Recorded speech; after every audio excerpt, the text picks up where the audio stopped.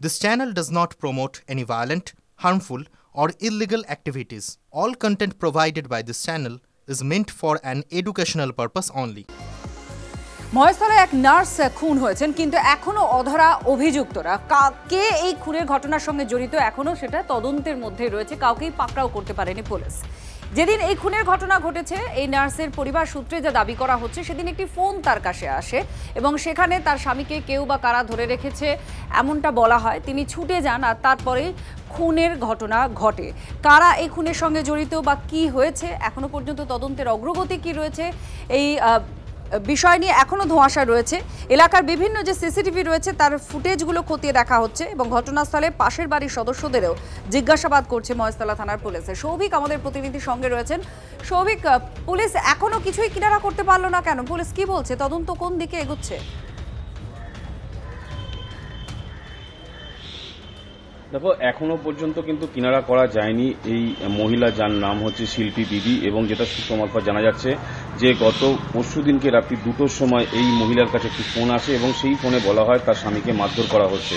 এবং তারপরেই সে যখন বেরোয়, পরবর্তীকালে তার স্বামী যখন বাড়িতে ফেরে তখন দেখতে পায় তার স্ত্রী বাড়ি থেকে প্রায় 200 মিটার দূরে পড়ে রয়েছে অচৈতন্য অবস্থায়। বিদ্যাসাগর হসপিটালে নিয়ে আসলে তাকে মৃত বলে ঘোষণা করা হয় এবং পোস্টমর্টম রিপোর্টে যেটা জানা যাচ্ছে যে তাকে কিন্তু শ্বাসরোধ করে খুন করা হয়েছে।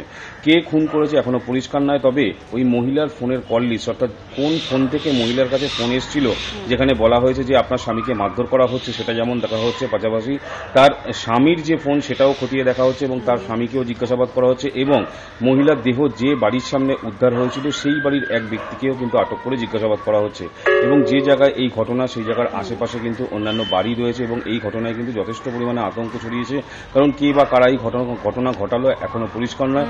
গোটা ঘটনা খতিয়ে দেখছে পুলিশ, এলাকার সিসিটিভি ফুটেজে খতিয়ে দেখছে পুলিশ। তবে পুলিশের জালে এবার ভুয়ো আইপিএস অফিসার। উত্তর 24 পরগনার হারোয়া এলাকার ঘটনা। জানা গিয়েছে যে এলাকায় আইপিএস অফিসার পরিচয় দিয়ে প্রায় 13 লাখ টাকা হাতিয়ে নেয় রণজয় চ্যাটার্জি নামে এক যুবক। এই রণজয় চ্যাটার্জি সম্পর্কে আমরা আর কি জানতে পারছি? দীপঙ্কর আমাদের সঙ্গে রয়েছেন টেলিফোনে, আমাদের প্রতিনিধি দীপঙ্কর। দেখো, এই আইপিএস পরিচয় দিয়ে প্রায় 13.5 লক্ষ টাকা হাতিয়ে নিয়েছে দুটি মেয়ের কাছ থেকে, এমনটা অভিযোগ পায় এবং সেই অভিযোগ পেয়ে বসিরহাট মহকুমার হারোয়া থানার পুলিশ তারা তদন্তে নামে এবং তদন্তে নেমে নিউ টাউন থেকে গ্রেপ্তার করে এই রণজয় চ্যাটার্জি নামে আইপিএস, যার আসল নাম সুস্মিত সেন, তাকে গ্রেপ্তার করে এবং তাকে 10 দিনের পুলিশি হেফাজতে আজকে বসিরহাট আদালতে তোলা হচ্ছে। কিন্তু প্রশ্ন হচ্ছে যে এতদিন ধরে, বেশ কিছুদিন ধরে দুটো অভিযোগ পুলিশের কাছে এসছে বটে, কিন্তু এছাড়াও আরো বেশ কিছু জায়গায় এরকম করেছে কিনা সেগুলো পুলিশ খতিয়ে দেখছে। এবং তোমাকে মনে রাখার জন্য বলি যে গত কয়েক দিনে, অর্থাৎ প্রায় লাস্ট 1 মাসে যদি হিসেব করা যায়, তাহলে উত্তর 24 পরগনা জেলাতে এরকম ভুয়ো পুলিশ কিন্তু বেশ কয়েকজন ধরা পড়লো। আমডাঙ্গার একজন কে প্রতারণা করে টাকা নিয়েছিল, সেখানে গড়পা থানা থেকে ধরে নিয়ে আসে আমডাঙ্গা থানা পুলিশ। বনগাঁতে একজন ট্রেনের মধ্যে সাধারণ মানুষের উপর অত্যাচার করে টাকা তুলছিল, সেখান থেকে কিন্তু এই একই রকম ভাবে ভুয়ো পুলিশ ধরা হয়। অর্থাৎ উত্তর 24 পরগনা জেলাতে বেশ কয়েকজন শেষ কদিনে একের পর এক ভুয়ো পুলিশ ধরা পড়ে। এক্ষেত্রেও কিন্তু ভুয়ো আইপিএস পরিচয় দিয়ে সে বিভিন্ন জায়গা থেকে টাকা তুলছিল, এমনটাই কিন্তু অভিযোগ। ধন্যবাদ দীপঙ্কর।